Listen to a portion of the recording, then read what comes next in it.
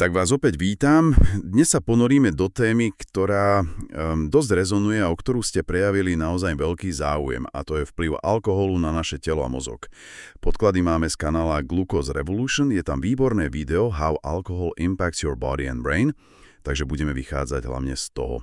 Cieľom je tak nejako rozobrať tú vedu, ktorá sa skrýva za pohárikom, možno vyvrátiť aj nejaké tie mýty, však napríklad ten o tom jednom zdravom poháriku denne, a proste pochopiť, čo to robí od A po Z, od trávenia až po mozog.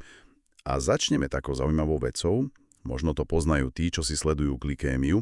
V tom videu ukazujú graf cestoviny s červeným vínom. A zrazu tá krivka cukru je nižšia. Vyzerá to fajn, nie? Ale je to naozaj dobré. Poďme na to. Aby sme to pochopili, mali by sme si asi najprv povedať, čo vlastne ten alkohol je. Z čoho sa skladá taký bežný drink? No väčšinou je to voda. Tá tvorí takých 80, možno až 90%. Ale potom je tam tá kľúčová molekula, o ktorej sa dnes budeme baviť, etanol. No a samozrejme sú tam aj látky, ktoré dodávajú chuť, arómu a niekedy, napríklad v sladkých vínach alebo koktejloch, aj dosť veľa cukru. Ale z pohľadu účinkov na telo nás zaujíma hlavne ten etanol. Ten vzniká kvasením, teda fermentáciou. Kvasinky vlastne premieňajú cukry, povedzme z hrozna alebo obilnín, na etanol. Zaujímavosť z toho zdroja: v jednom poháre vína je vraj asi 10 na 23. molekul etanolu. Áno, to je obrovské číslo. To je ako počet hviezd vo vesmíre. Neskutočné. Malá molekula, ale teda. Presne. A sila nápoja samozrejme závisí od toho, koľko toho etanolu tam je. Pivo má tak okolo, povedzme, 5%, víno už viac, 12-14%, potom sú fortifikované vína ako portské, tam to môže byť aj 20%, no a destiláty, tie idú vysoko, 40-50%, vodka, whisky a podobne. Dobre, takže vypijeme niečo s etanolom. Čo sa deje potom? Ako to putuje telom? No, strebáva sa veľmi rýchlo, už zo žalúdka, ale hlavne z tej hornej časti tenkého čreva ide priamo do krvi. A telo to okamžite spozná. Ako hrozbu. Presne, ako toxín, v podstate ako jed. A hneď sa ho snaží zbaviť. A kto je ten hlavný upratovač? Predpokladám, že pečeň. Áno, pečeň je náš hlavný filter, detoxikačný orgán. Jej úlohou je tento jed zneškodniť. Preto je toľko problémov s pečeňou spojených práve s alkoholom, lebo ona má fakt veľa práce. V tom videu to prirovnávajú k rozoberaniu krabice. Musí ten etanol nejako rozložiť na menšie kúsky. Ako? Je to taký dvojkrokový proces. Najprv enzymy v pečení premenia etanol na látku, ktorá sa volá acetaldehyd. Acetaldehyd. Áno. A tu je taký, problém. Tento acetaldehyd je ešte toxičnejší ako samotný etanol. To je mimochodom aj tá látka, ktorú cítiť z dychu ľudí, čo pili. Počkať, ešte toxickejší. To neznie dobre. A čo sa s ním deje ďalej? Potom nastupuje druhý krok. Ďalšie enzymy premenia tento acetaldehyd na kyselinu oktovú a tá už je pre telo v podstate neškodná. Je to ocot, telo ju vie buď využiť alebo vylúčiť. Takže nakoniec dobre, problém vyriešený. Áno, ale ten kľúčový problém je čas a rýchlosť. Pečeň má len obmedzenú kapacitu, ako rýchlo to dokáže robiť. Ak toho alkoholu vypijeme viac alebo rýchlo, pečeň to proste nestíha spracovať naraz. A celé hodiny, kým to odbúrava, je telo vystavené aj toxickému etanolu, aj tomu ešte horšiemu acetaldehydu. A bavíme sa o hodinách. Spomínali ste tam nejakú štúdiu? Áno. Bola tam štúdia, kde mladým mužom dali na lačno 300 ml čistej vodky. Viete, ako dlho trvalo, kým odbúrali polovicu? Typujem, že dlho. V priemere 5 hodín, len polovicu. Takže aj po pár pohárikov sme tým toxínom vystavení naozaj dlhý čas. Aha. A toto nás možno vrácia k tej záhade z úvodu, s tým glukózovým monitorom. Prečo teda pohár vína k cestovinám znížil tú glykemickú špičku? Presne, tu sa to ukazuje, tá preťaženosť pečene. Lebo pečeň má okrem detoxu aj druhú veľmi dôležitú úlohu, reguluje hladinu cukru, teda glukózy v krvi. Keď treba, glukózu uvoľňuje, keď je jej veľa, tak ju ukladá. No a keď je zamestnaná odburávaním alkoholu, ktorý vníma ako akútnu hrozbu, ako ten najväčší problém, tak nemá kapacity na tú glukózu. Presne tak. Nemá dostatok kapacity, aby efektívne manažovala tú glukózu z jedla. Nedokáže ju tak účinne posielať do krvi. Takže ten nižší glykemický vrchol vlastne nie je dobrá správa. Vôbec nie. Je to signál, že pečenie v strese je otrávená a preťažená. Proste si nemôže robiť svoju normálnu prácu s cukrom, lebo rieši alkohol. Takže piť víno k jedlu, aby človek znížil cukor, je fakt zlý nápad. Škodí to pečení. Hovorili sme hlavne o pečení. Ale alkohol koluje krvou všade. Čo ďalšie orgány? Napríklad trávenie, črevá. Áno, alkohol priamo poškodzuje bunky, ktoré vystielajú žalúdok a črevá. Je to predsa len rozpúšťadlo. A aké to má následky? No rôzne. Poprvé zhoršuje sa vstrebávanie živín z jedla, vitamínov, minerálov. Preto ľudia, ktorí pijú veľa a dlhodobo, majú často rôzne deficity. Po druhé, môže to viesť k zvýšenej priepustnosti črevnej steny. To sa volá aj syndróm deravého čreva, alebo leaky gut. Do krvi sa tak môžu dostať látky, ktoré by tam nemali byť. To asi môže zhoršiť aj iné problémy, nie? Určite. Napríklad syndrom dráždivého čreva, IBS. A potom je tu ešte jedna vec. Alkohol funguje aj ako dezinfekcia. Zabíja baktérie, aj tie dobré, v našom črevnom mikrobióme. Takže nielen pečeň, ale aj črevá dostávajú zabrať. A čo mozog? Tam sa alkohol dostane. Áno, a veľmi ľahko. Etanol je malá molekula, prejde cez tú ochrannú hematoencefalickú bariéru bez problémov, priamo k neurónom. A čo tam narobí? Tie prvé pocity, to uvoľnenie, eufória. Presne ovplyvňuje neurotransmitery, chemických poslov v mozgu. Uvoľuje dopamín, to je tá molekula odmeny, potešenia. Preto sa človek cíti dobre, aj keď pije jed. Mozog je oklamaný. Táto reakcia je však rôzne silná u rôznych ľudí, čo môže súvisieť aj s rizikom závislosti. Aktivuje aj serotonín, čo prispieva k uvoľneniu, k pohode a zároveň tlmí aktivitu cez GABA receptory, spomaluje reakcie. Čiže to je tá chémia za tým dobrým pocitom, ale ten asi netrvá dlho. Veru nie. Po tejto fáze prichádza tá druhá, menej príjemná, priame toxické poškodzovanie neurónov. Samotným etanolom, ale aj tým acetaldehydom, ktorý sa tam tiež dostane. A čo konkrétne poškodzujú? Aké funkcie? No, v podstate potlačajú a poškodzujú neuróny, ktoré sú zodpovedné za tie vyššie funkcie. Za seba kontrolu, za úsudok, vnímanie rizika, spracovanie toho, čo sa deje okolo nás. Tiež za motorickú koordináciu, preto tá neistá chôdza. A veľmi dôležité za tvorbu nových spomienok. To vysvetľuje tie okná, keď si človek nepamätá, čo sa dialo. Takže ten pocit opitosti, to uvoľnenie, je vlastne prejavom toho, že naše mozgové bunky sú chemicky tlmené a poškodzované. V podstate áno. Je to stav akútnej intoxikácie, narušenia normálnej funkcie.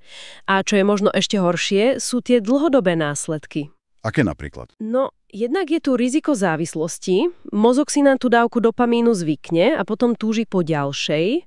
Časom môže klesnúť tá bežná hladina šťastia a človek potrebuje alkohol, aby sa cítil ako tak normálne. Po druhé, alkohol poškodzuje DNA priamo v neurónoch. Tieto poškodenia sa hromadia a vedú k dysfunkcii. Zostávajú tam aj potom, keď už alkohol v tele nie je. Je to ako jazva. A veľmi dôležitý poznatok z novších štúdií, alkohol dokázateľne urychľuje starnutie mozgu. Čím viac a častejšie človek pije, tým rýchlejšie mozog stráca objem, funkčnosť. Dá sa povedať, že je to ako veľmi, veľmi pomalá mŕtvica. Neuróny odumierajú a bráni sa aj tvorbe nových a tu priamo súvisí s rizikom demencie, problémami s pamäťou, orientáciou v starobe.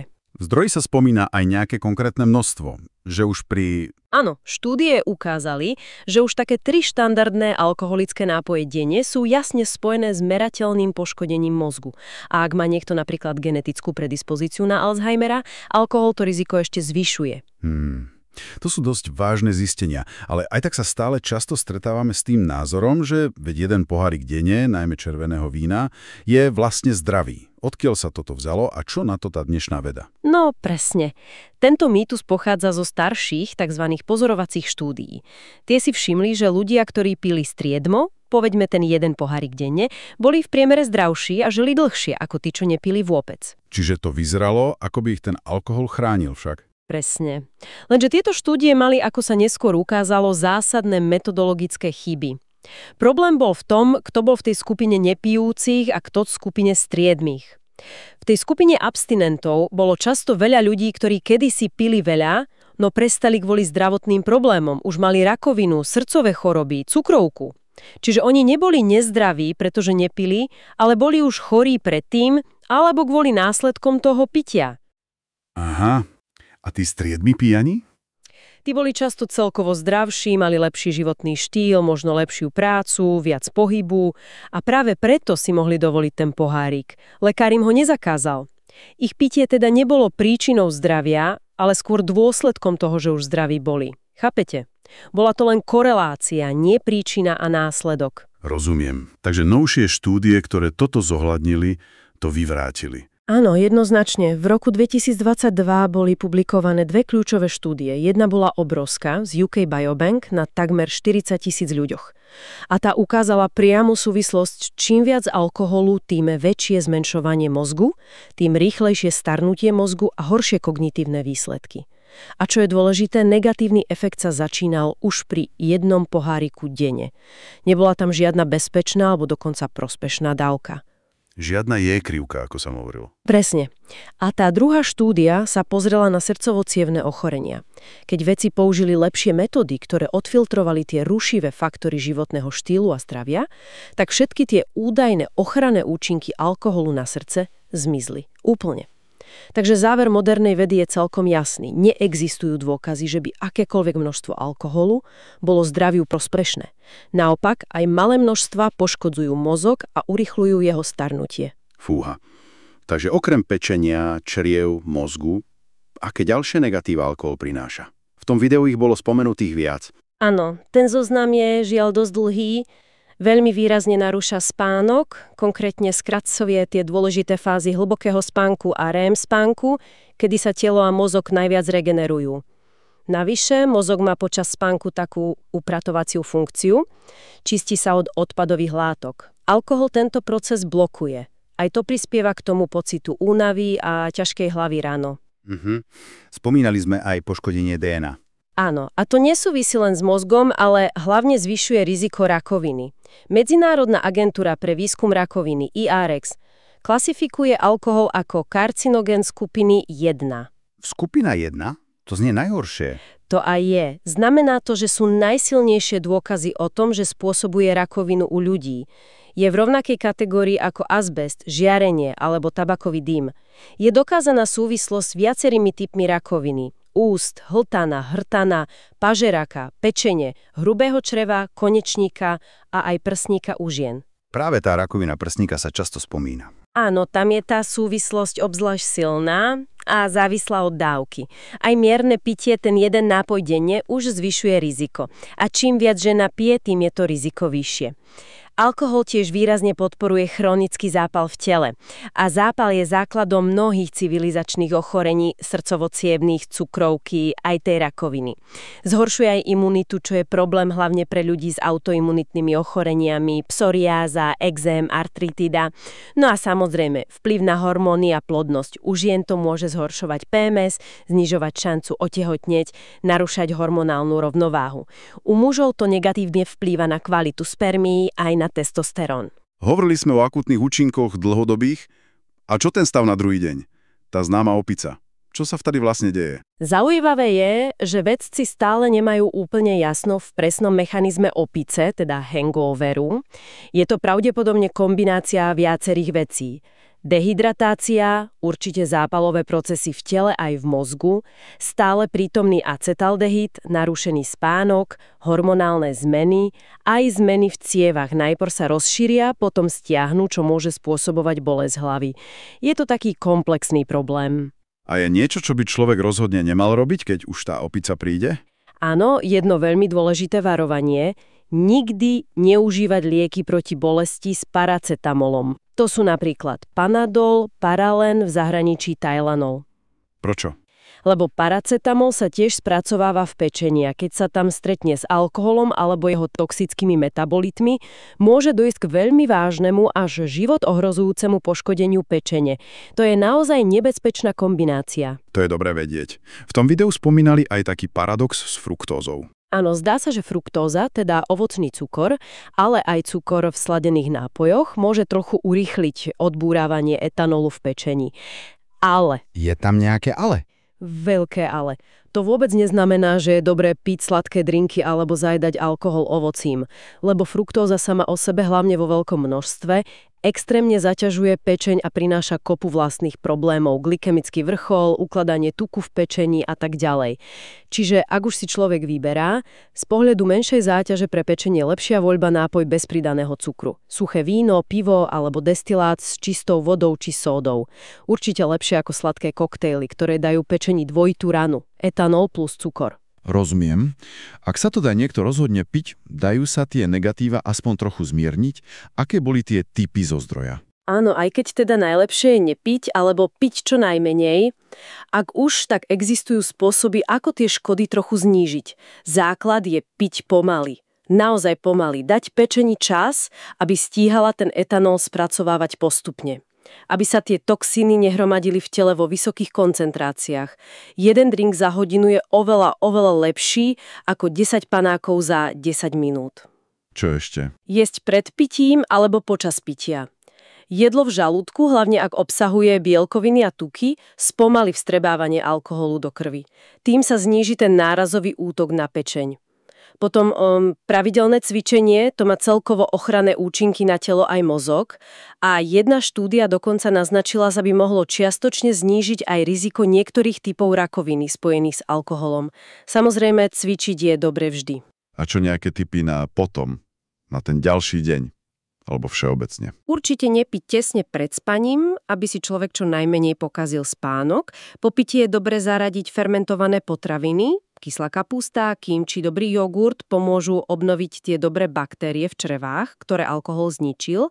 A na raňajky po opici je vraj lepšie dať si niečo slané, bohaté na bielkoviny a zdravé tuky, vyhnúť sa sladkým raňajkám alebo veľa sacharidom, ktoré by spôsobili ďalší glykemický stres. Takže ak by sme to mali nejako zhrnúť, dnešný pohľad cez vedu nám ukázal alkohol ako dosť jednoznačne toxickú látku, so širokým spektrom negatívnych účinkov na celé telo, čreva, pečeň, imunita, mozog, DNA.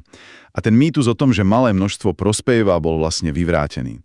Takže čo si z toho všetkého odniesť? Aký je ten hlavný odkaz? Možno takú záverečnú myšlienku na zamyslenie. Vieme, aké škody alkohol spôsobuje, vieme, že je oficiálne klasifikovaný ako karcinogén najvyššej triedy, rovnako ako tabak či azbest.